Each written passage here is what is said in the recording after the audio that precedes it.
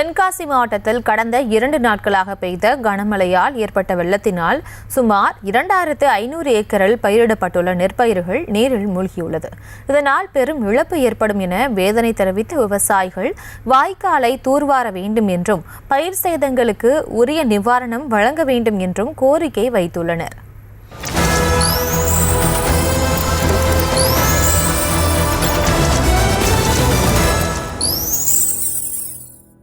தென்காசி மாவட்டத்தை பொறுத்தவரை கடந்த 2 நாட்களாக கனமழை பெய்து வருகிறது. இந்த மழை காரணமாக தொடர்ச்சியாக பல்வேறு பகுதிகளிலும் சேதங்கள் அதிகரித்து காணப்படுகிறது. குறிப்பாக தென்காசி மாவட்டத்தை பொறுத்தவரை விவசாயத்தை நம்பி நிறைய விவசாயிகள் இங்கு பயிரிட்டுள்ளனர்.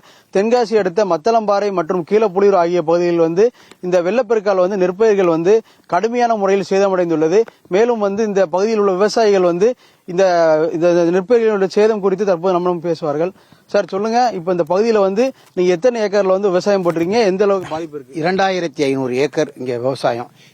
இந்த தென்காசி மக்களே பாத்தீங்கன்னா இந்த விவசாயத்தை நம்பிதான் நாங்க வாழ்ந்துட்டு இருக்கோம்.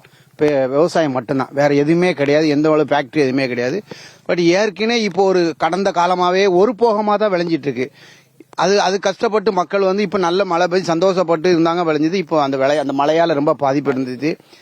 இந்த பாதிப்புக்கு என்ன காரணம் அப்படின்னீங்கன்னா இந்த கால்வாய் தூர் வராத காரணம். அதனால தயவு செய்து இதை கருத்தில் கொண்டு தமிழக அரசு மற்றும் நடவடிக்கை எடுத்து இந்த கால்வாயை தூர் வாரினா.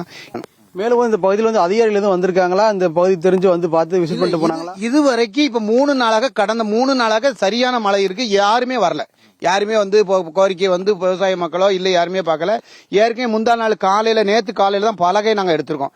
ஏற்கனவே இந்த ஊரை பொறுத்தவரை 5ஆம் தேதி கார்த்திகை 5ஆம் தேதி பலகை அடைச்சிருவோம். அது அடைச்சதுனால ரொம்ப கொடிய வெள்ளம் வந்ததுனால அந்த பலகை எடுத்து விட்டாச்சு. அவங்க எந்த அதிகாரியுமே இது வரைக்கும் பார்வையிடல.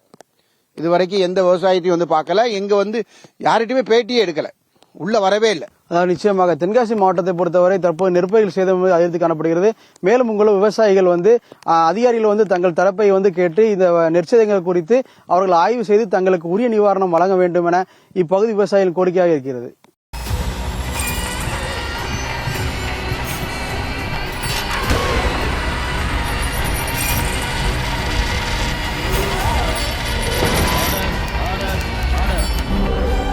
நிகழ்தகவு குற்றங்களின் மறுபரிமாணம். நாள்தோறும் இரவு 10 மணிக்கு இணைந்திருங்கள் நமது நியூஸ் தமிழ் தொலைக்காட்சியோடு.